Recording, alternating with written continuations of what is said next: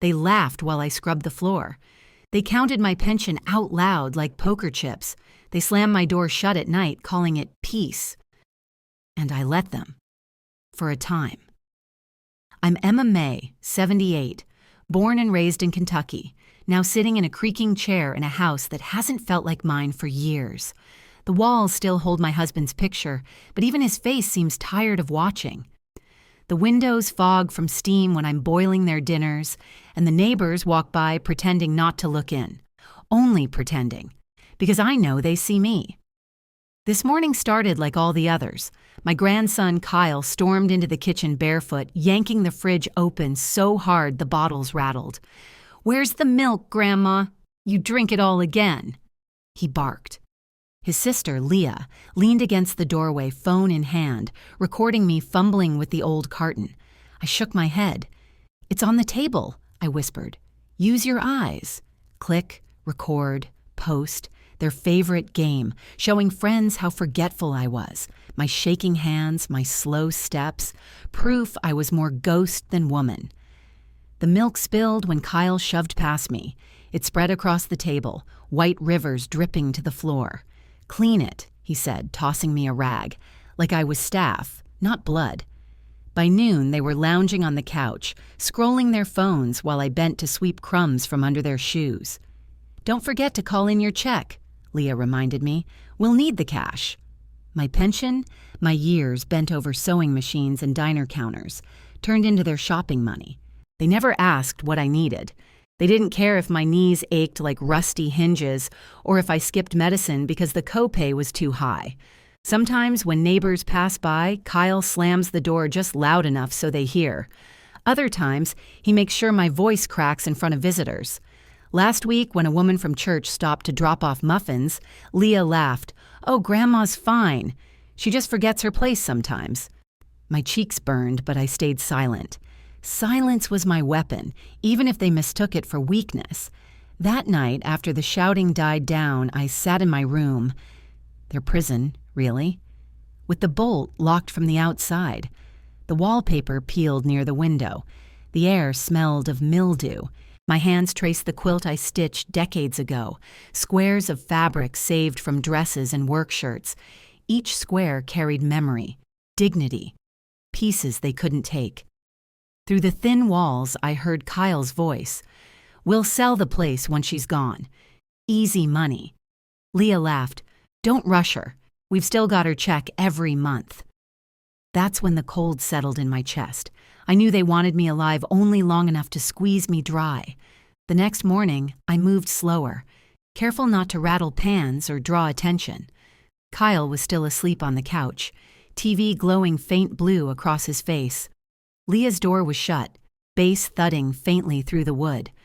I slipped my sweater on, tucked my ID and worn leather wallet deep inside the pocket, and left through the back door. The October air bit sharp, but it carried freedom. Leaves crunched under my shoes as I walked the 3 blocks to Main Street. No one stopped me. No one asked why I was alone with bruises shadowing my arms. The notary's office sat above a hardware store. A brass bell chimed as I pushed the door open. Inside smelled of paper and dust, like secrets sealed in ink. The clerk, a man younger than my youngest grandson, looked up. "Can I help you, ma'am?" My voice was steady. "Yes, I need to change my will." For the first time in months, I felt my lungs fill all the way. Back home, they didn't notice I'd been gone. Too wrapped up in themselves. Kyle barked at me to fix dinner. Leah shoved her phone in my face, demanding I dance for her TikTok. I refused. She called me stubborn. He called me useless. But I just kept stirring the pot. My mind was already stirring something else. Later that night, a knock rattled faintly on my window. I froze, heart pounding, then saw Mrs. Hardy from across the street. She stood in her robe, holding a small grocery bag. I cracked the window open. She slid it through. Bread, apples, aspirin. Her eyes flicked to the bruise on my wrist. She didn't say a word, just squeezed my hand before leaving. I shut the window slowly, the bread heavy in my lap. They thought no one noticed. They thought neighbors only glanced and forgot. But eyes remember. Cameras remember. and silence, mine, theirs, was piling up like storm clouds. The next day, Kyle grabbed my purse as I came back from the mailbox. "What's this?" he snapped, pulling out the thin envelope stamped with legal ink. My chest seized. He squinted at it, too lazy to tear it open. Leah called from the couch. "Probably just bills." "Leave it." He shrugged, tossed it back at me, and went for the fridge. I tucked it under my blouse, heart hammering. Too close. Much too close. That evening, the hallway light flickered. I stood at the sink washing dishes, water running hot, steam curling against the window glass. Kyle stomped by, muttering about money again. Leah slammed the door when a friend texted her, and I kept scrubbing, as if the plates could hear my thoughts. I endured. I stayed quiet. But not much longer, because the next knock at the door wasn't Mrs. Hardy. It was the sound of boots, heavy, certain. I turned, dish still in my hand, and the police stepped inside. The kitchen went still when I heard it. 3 firm knocks, then the scrape of boots across the porch. Kyle looked up from his phone, eyebrows raised. Leah froze in the hallway, her mascara wand midair. For a second, silence pressed against the walls. Then the door opened. "Afternoon, ma'am," said one of the officers, nodding at me as if I were the only one in the room who mattered. His partner stood behind him, notepad ready. The sight of their uniforms, navy pressed, badges gleaming, made my ribs tighten. Kyle sprang up. "What's going on? We didn't call the cops." His voice cracked, too defensive, too fast. Leah laughed high and fake. "Everything's fine, right, Grandma?" She turned to me, eyes sharp with warning. I dried my hands on my apron and met the officer's gaze. My lips parted, but Kyle cut in. "She's old." Gets confused. Neighbors probably heard the TV too loud. He shrugged like he owned the truth. But the officer's eyes swept over me, pausing at the fading bruise on my wrist. His pen scratched across the page. "Just checking in," he said evenly. "Got some calls about shouting." Folks worried. Leah forced a smile. "Well, as you can see, she's perfectly fine.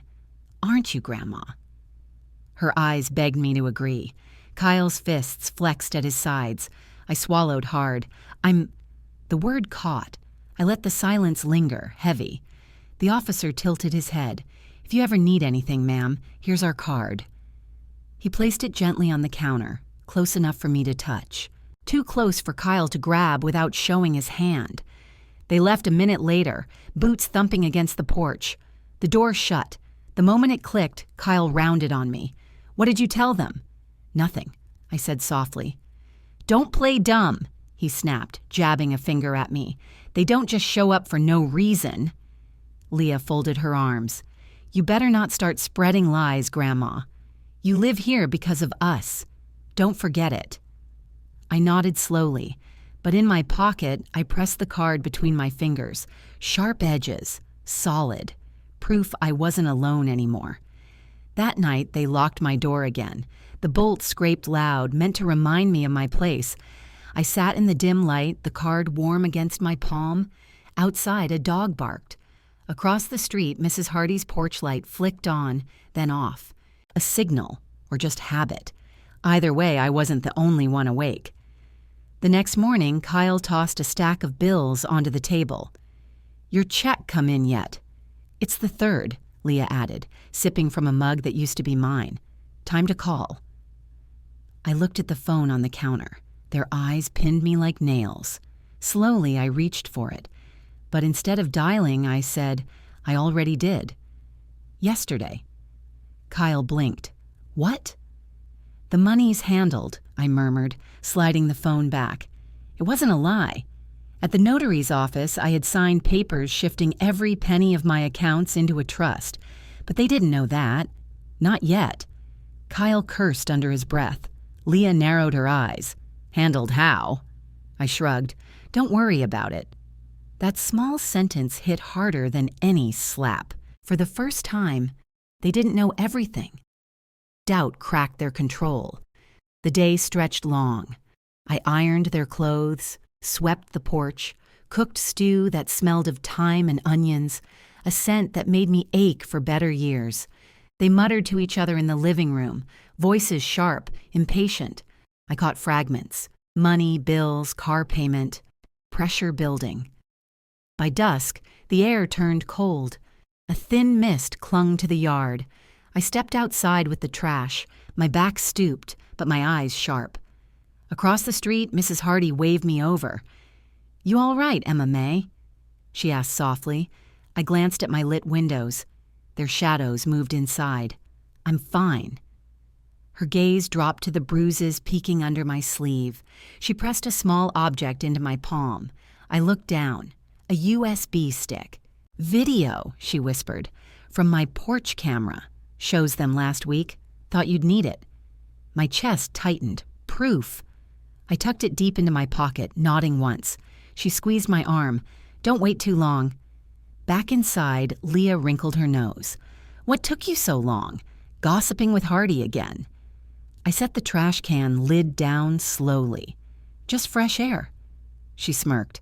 "Better enjoy it. Winter's coming." Her words tried to cut, but I carried the USB upstairs, hidden in my apron pocket. In my room, behind the locked door, I slid it under the quilt. My hands shook, not from fear, but from certainty. The first brick in their wall was loose. Later that night, voices rose again. Kyle pacing, Leah shouting about bills.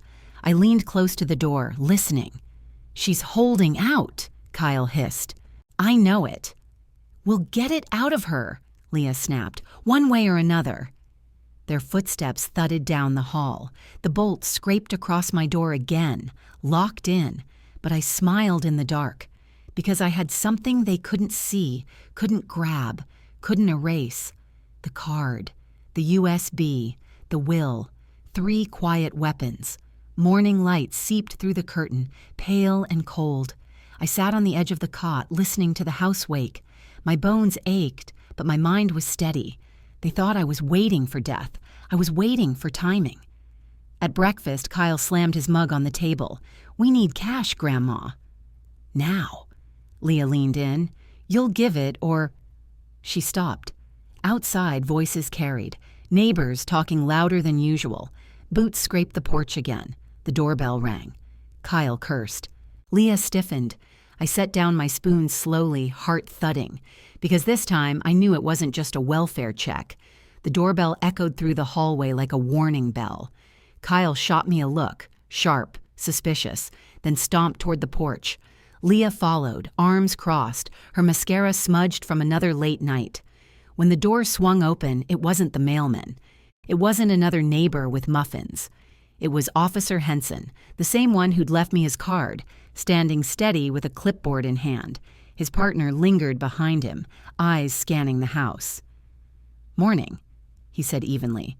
"Got a few more concerns from folks on this street. Thought we'd follow up."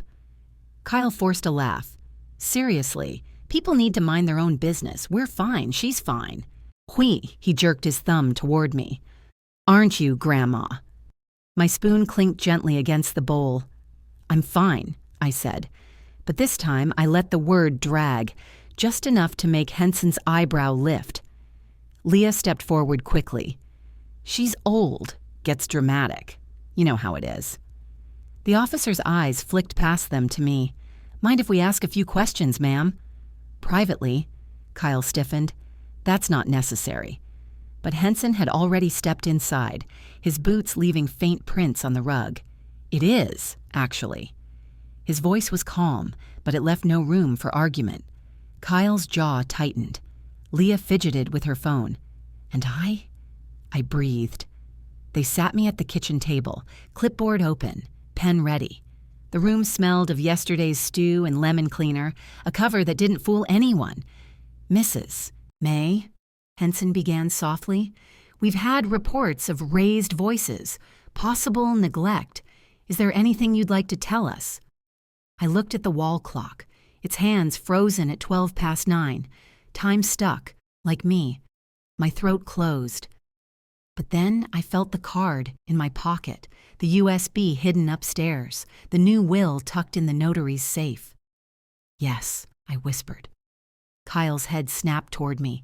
Leah's nails tapped her phone case like gunfire. "Yes." Sometimes they get loud, I continued slowly, choosing each word like stepping stones. Sometimes I get pushed aside. Silence thickened. Henson's pen scratched. His partner nodded. Kyle barked out a laugh. That's all. Pushed aside. She's exaggerating. She trips, she forgets. But Henson didn't look at him. He looked at the bruise on my wrist, at the faint mark near my collarbone. His eyes softened, then sharpened. Do you feel safe here? The question hung heavy, like smoke. My lips trembled, but I held his gaze. Not always. Leah gasped. Kyle cursed under his breath. And that was the first strike. They didn't haul them off, not yet. Instead, Henson left another card, this one clipped to a pamphlet. Resources, he said, his eyes locking with mine. Call anytime. Day or night. When the door shut behind them, the silence inside the house was louder than their boots. Kyle turned on me, his face red. What the hell was that? You made us look bad, Leah hissed, shoving her phone back in her pocket. I rose slowly from the chair, knees aching but my voice steady. I just told the truth. Kyle slammed his fist on the table, rattling the spoons. You think anyone cares about your truth. You live here because of us. No, I said, my hand brushing the edge of the table where sunlight spilled across the wood. I live here in spite of you. The air snapped taut. Leah's face twisted, but she said nothing. Kyle stormed off, muttering. Doors slammed upstairs. I stood alone in the kitchen, the pamphlet heavy in my apron pocket. Outside, I saw curtains twitch. Neighbors watching. Witnesses. They thought silence made me powerless. They didn't see silence sharpening itself like a blade. That night, they locked my door again. I sat on the cot, quilt pulled tight around my shoulders, listening. Laughter from Leah's room, music pulsing low. Kyle's heavy footsteps back and forth, pacing like a man cornered. I reached under the quilt and pulled out the USB. Its silver surface caught the moonlight sneaking through the curtains. Proof. Their hands shoving me, their voices shouting.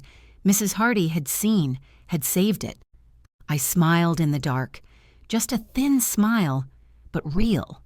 Because they didn't know the walls were closing in. Not around me, but around them.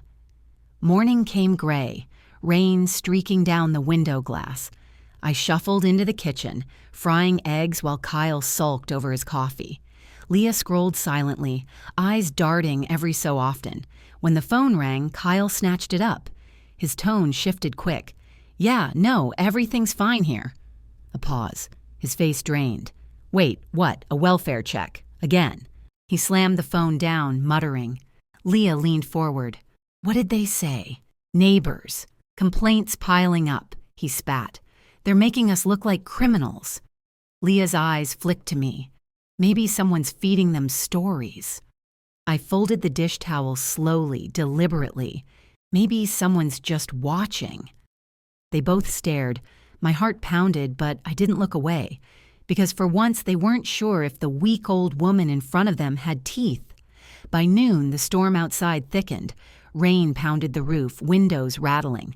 I stood by the sink, the smell of damp earth drifting in.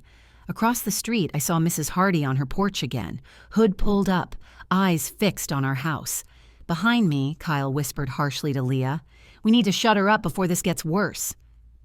Her reply cut through the kitchen like glass. And how do you plan to do that? Lock her up forever. Kyle didn't answer, and I knew the storm had shifted. It wasn't outside anymore.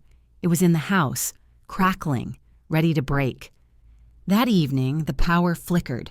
Shadows jumped across the walls. I sat in my chair, hands folded, as Kyle and Leah argued in the next room. Maybe she already called a lawyer, Leah snapped. She wouldn't, Kyle shot back. She doesn't have the guts. But my smile told a different story, because while they shouted, I remembered the feel of the notary's pen in my hand, the steady weight of the new will locked safely away, my property, gone from their grasp, my pension, shielded, my silence, ending. The first strike had landed, and the second was already in motion. The phone rang again. This time, none of them moved. The ring echoed through the house, shrill, insistent. Finally, I rose. My slippers brushed across the wood floor. I lifted the receiver, pressing it to my ear. "Mrs. May," a voice said firmly, "this is Officer Henson.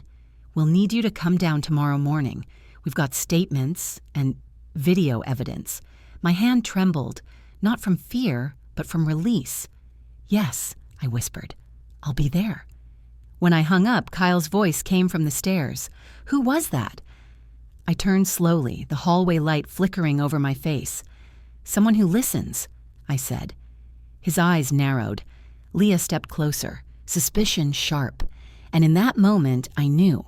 Tomorrow would not be another day of silence. Sleep didn't come that night.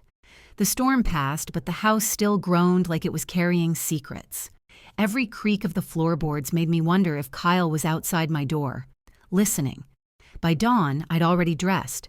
Gray cardigan, sensible shoes, my late husband's pocket watch in my palm, a reminder of steadier times.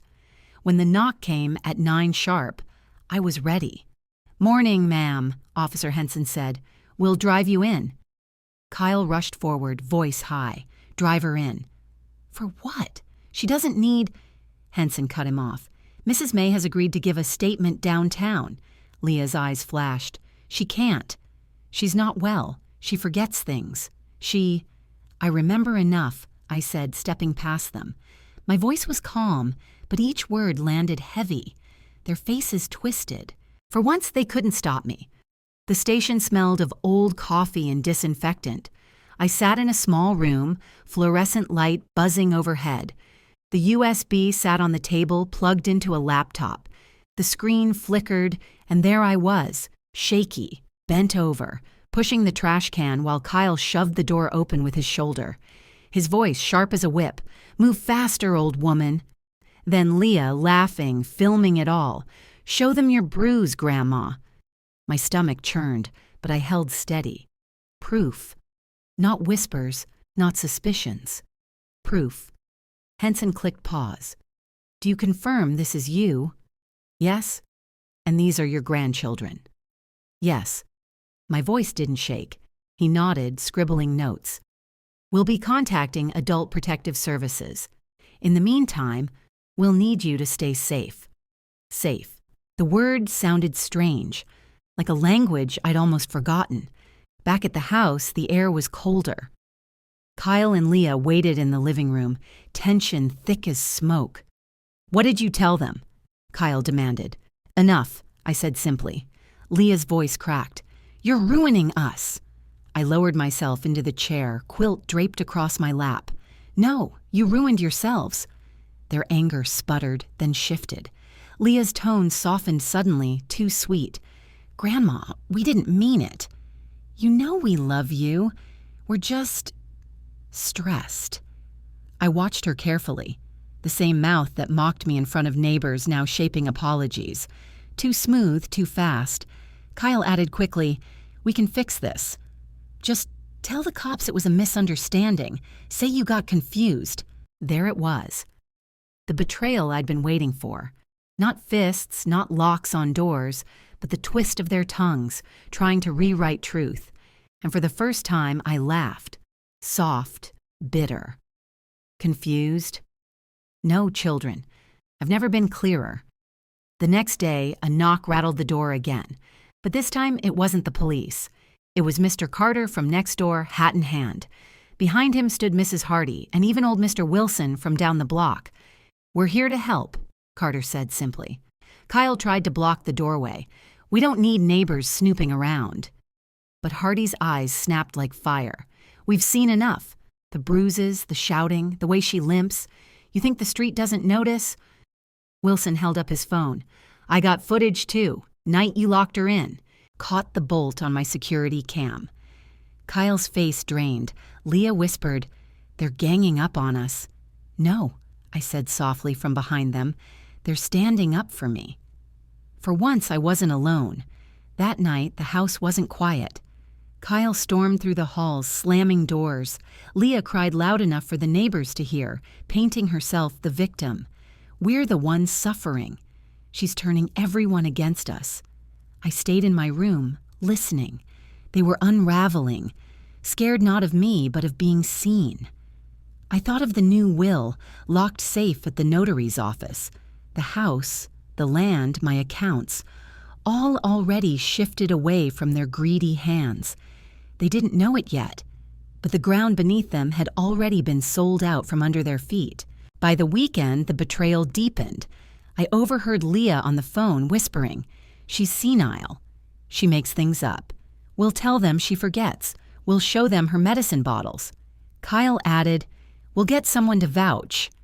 Maybe Aunt Carol. She hates Grandma anyway." They were plotting, twisting the story, trying to make me the liar. I sat in the dark, quilt pulled close, and let the words sink in, because the more they fought, the more tangled they became. Lies pile up faster than truth, and I had truth stacked in neat, undeniable piles.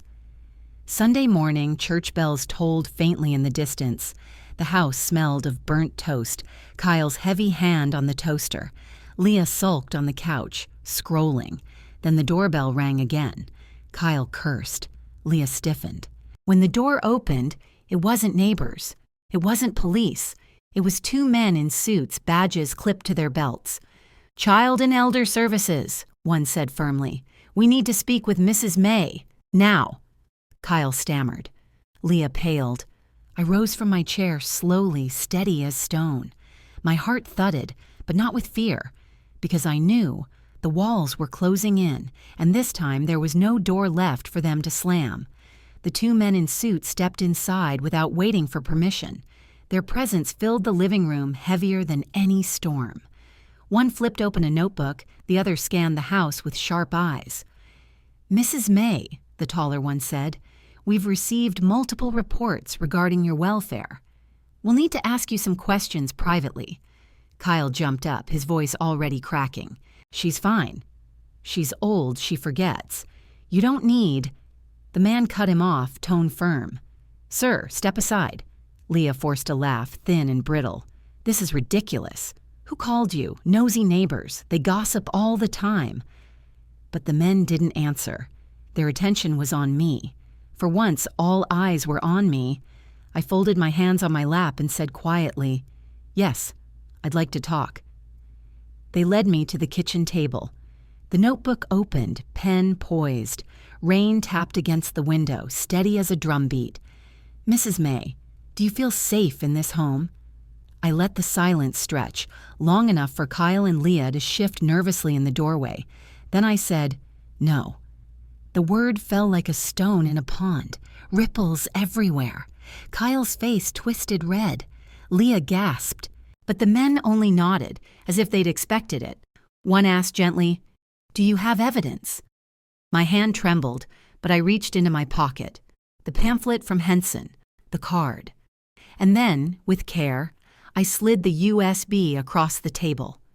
"This," I whispered. The man plugged it in. The screen lit up. There it was again. Kyle shoving me, Leah laughing, their voices sharp and cruel. The room went quiet except for the recording. When it ended, the taller one closed the laptop with a snap.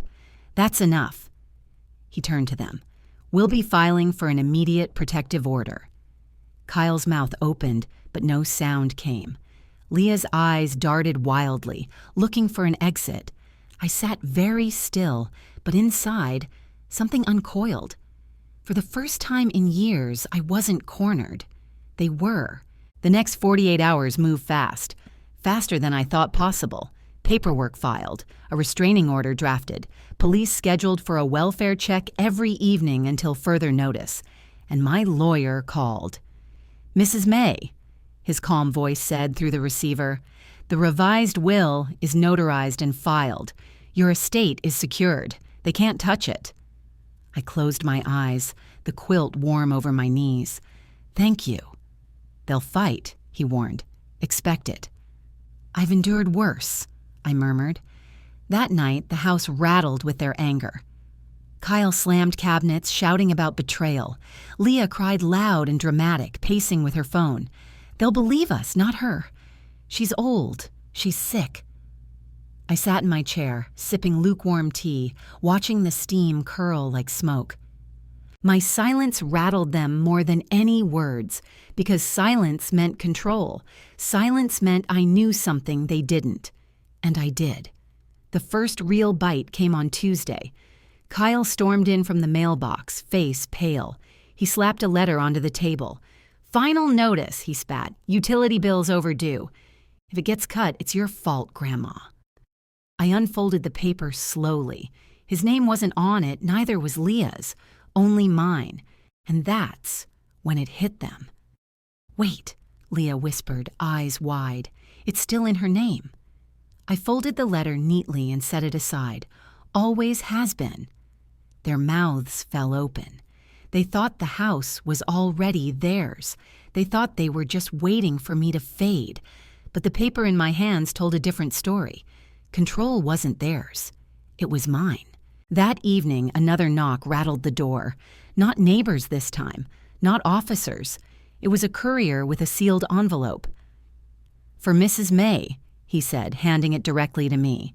I broke the seal carefully. Inside, confirmation of my will, stamped and notarized. All assets transferred to a charity fund and distant relatives I trusted. Not a dime for Kyle. Not a penny for Leah. I slid the papers back into the envelope and tucked it under my quilt. When I turned, both of them were staring. "What was that?" Kyle demanded. "Nothing for you," I said calmly. The silence that followed was thicker than smoke. By Wednesday, they were unraveling. Kyle shouted at bill collectors on the phone. Leah's friends stopped visiting. The neighbors' eyes lingered longer when they passed our fence. And me, I kept moving slow, quiet, deliberate. Folding laundry, sweeping floors, humming songs under my breath. Every move said, "I am not afraid," because fear had already shifted. It wasn't mine anymore. It was theirs. That night, as the clock struck midnight, I heard Kyle outside my door, whispering to Leah, "She's playing us. I can feel it." Leah hissed back, "Then what do we do?" His voice dropped lower. "We make her shut up before the cops come again." The bolt scraped louder than usual, locked in. But this time, I smiled in the dark, because they didn't know. The cops were already coming, tomorrow. And this time, they weren't coming for me. The morning came cold and sharp. Frost clung to the porch railings, glittering under the first pale sun. I heard the rumble of an engine outside before the clock even struck 8. Red and blue lights flickered across the curtains. Kyle stumbled into the hallway, half-dressed. "What the—" His voice cracked. Leah rushed from her room, phone in hand, hair tangled. A knock thundered through the house. Not polite this time. Heavy, final. "Police. Open up." Kyle cursed under his breath but swung the door wide. 3 officers stood on the porch, one holding a folder thick with papers. Behind them, Mrs. Hardy and Mr. Wilson waited, arms folded, eyes sharp. Witnesses. The lead officer spoke clearly. "We're serving a protective order on behalf of Mrs. Emma May." "Effective immediately," Kyle sputtered. "Protective order. Against us. She's lying." But the officer raised a hand. "Step aside." Leah's face went pale. "This is insane. We take care of her. We feed her. I stepped into the hallway, quilt draped over my shoulders like armor. "No," I said quietly. "You use me." The words cut through the house like glass shattering. The officers read each clause aloud. No harassment, no confinement, no financial interference. One violation, and they'd be removed from the property immediately. Kyle's hands clenched into fists. "This is our house, too." The officer's eyes narrowed. "Property records list sole ownership under Emma May." The color drained from Kyle's face. Leah's lips trembled. I lowered myself into my chair, steady as stone. "I told you," I said, voice calm. "It's always been mine." For once, silence filled their mouths instead of mine. The afternoon was restless. They stalked through the house like caged animals, whispering, plotting. I heard Leah's muffled sobs behind her bedroom door. Kyle slammed drawers, muttering about lawyers, but every sound was hollow now. They weren't in control anymore. Neighbors dropped by with quiet nods. bags of groceries, offers of help. Mrs. Hardy pressed my hand gently. "We're with you." For years, I'd thought silence protected them. Now I saw it was only waiting for the right moment. And that moment had arrived. At dinner, Kyle tried one last performance. He set the table, forced a smile, even ladled soup into my bowl. "We're family," he said, voice syrupy. "We can fix this, Grandma." "Just tell them it was all a mistake." Leah nodded quickly. "Yeah, you just got confused. Everyone will believe you if you take it back." I looked down at the steam curling from the soup. It smelled faintly of onions and thyme, the same scent from nights when my husband was alive. Back then, meals meant warmth, not manipulation. I lifted my spoon, then set it back down. "No mistake," I said softly. "Not anymore." Their faces twisted, fear finally breaking through their rehearsed smiles. The next morning, the first blow landed. A letter arrived from the bank, hand-delivered. Kyle ripped it open, expecting a pension deposit. Instead, his face turned white. "Funds redirected," he muttered. "All accounts transferred?" Leah snatched it, reading aloud. "Executor. Charity trust. What does that even mean?" I folded my hands calmly. "It means you'll never touch another dime of mine again." The letter slipped from her fingers, fluttering to the floor like ash. They stared at me as if seeing me for the first time, not weak, not fading, but solid, real. By evening, they cracked. Leah screamed into her phone, calling friends who wouldn't answer. Kyle stormed out, only to return an hour later red-eyed, muttering about debt collectors. And I sat quietly, listening to the old clock tick, the air heavy with their unraveling. Every second was a reminder. Their power was gone. But consequences weren't finished yet. Because as the sun set, headlights swept across the windows, another car in the driveway, doors slamming. And when the knock came this time, it wasn't police. It was a man in a dark suit, briefcase in hand. "Evening," he said firmly. "I'm here to execute the will revisions of Mrs. Emma May." Kyle froze. Leah's breath caught, and I smiled for the first time in years. The man in the dark suit set his briefcase on the dining table. The metal latches clicked open, sharp and final, like locks snapping shut. He pulled out a stack of papers and slid them across the wood toward me. "Mrs. May," he said, his voice even, "here are the certified copies of your revised will and estate documents. Everything is now officially executed." Kyle blinked, confused. "Will, estate? She's not dead." Leah snatched a page, scanning it with shaking hands. Her voice cracked. What is this? Distant relatives, a charity foundation. You left everything to strangers." I folded my quilt neatly across my lap. "Not strangers," I said calmly. "People who value dignity. People who haven't spit on it." The lawyer continued, unflinching. "Effective immediately, property ownership and future financial distribution bypass the grandchildren. You are not named in any capacity. In fact," he flipped a page, "you are explicitly excluded." Leah's mouth opened, but no words came. Kyle staggered back a step, like the floor itself had betrayed him. I sipped from my tea, the steam curling upward like a quiet victory. Their shock turned quickly to rage. "You can't do this," Kyle shouted, pounding the table so hard the papers jumped. "This house, this land, it's ours." "No," I said, steady. "It's mine. And now, it's theirs." I pointed to the folder. "Read it again." Slowly this time. Leah's face crumpled, tears streaking her mascara. "You don't understand. We were counting on this. We made plans."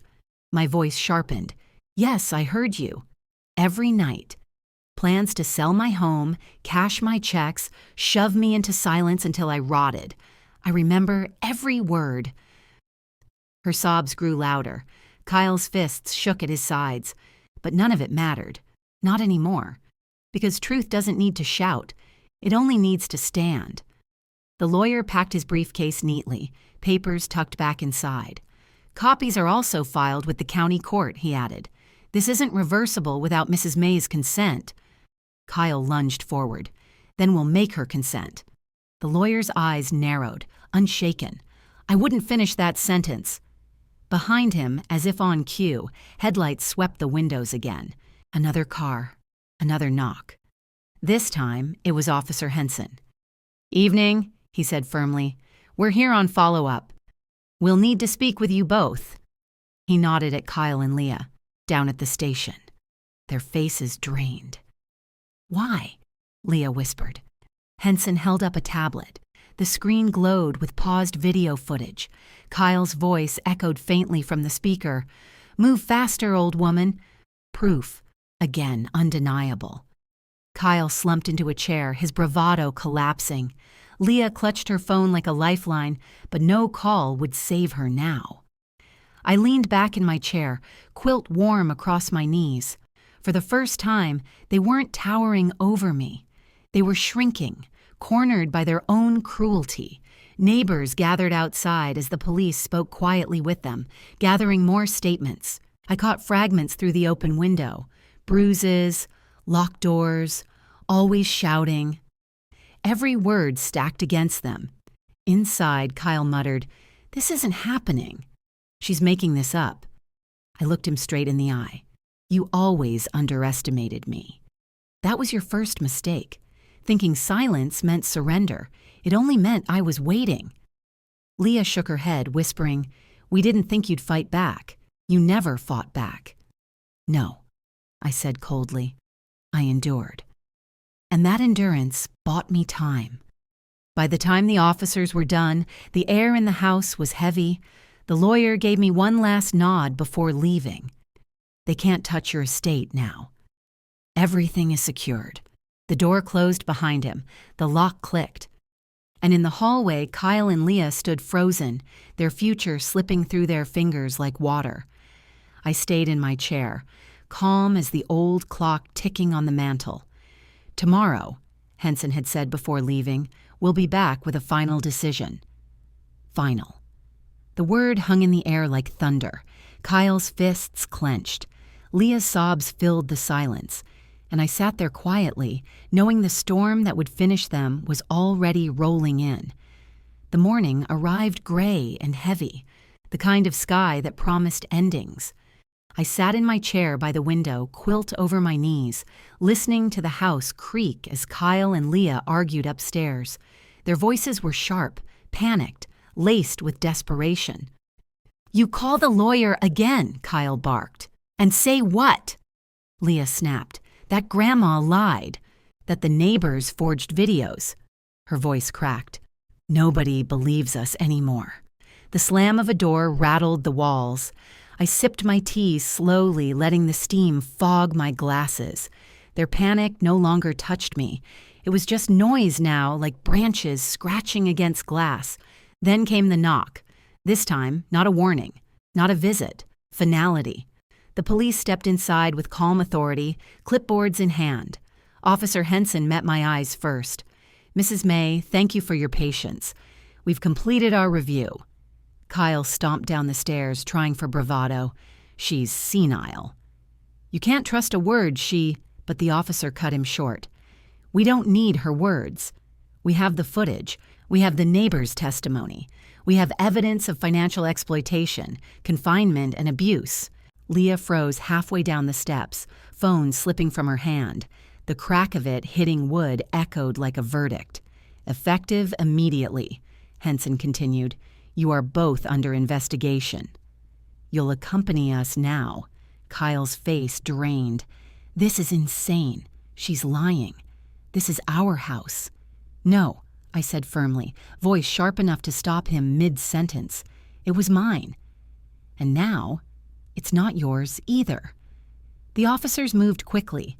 Kyle shouted, cursed, struggled, but his strength looked pitiful against their steady grip. Leah cried, pleaded, tried to paint herself the victim, but no one listened anymore. They were led down the hallway, the same hallway they once strutted through like kings of someone else's castle. Their feet dragged on the worn floorboards, the sound hollow. At the doorway, they turned back toward me. Shock and disbelief tangled on their faces. I didn't raise my voice. I didn't need to.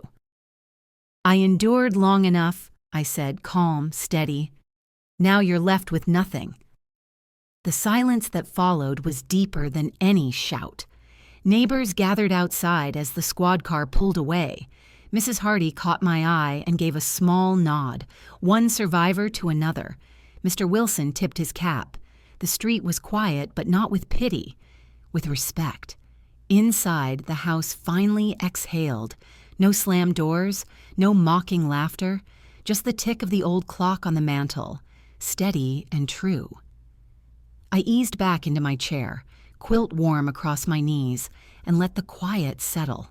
For the first time in years, it was my quiet. And when my lips curved into a smile, it wasn't out of revenge. It was out of freedom.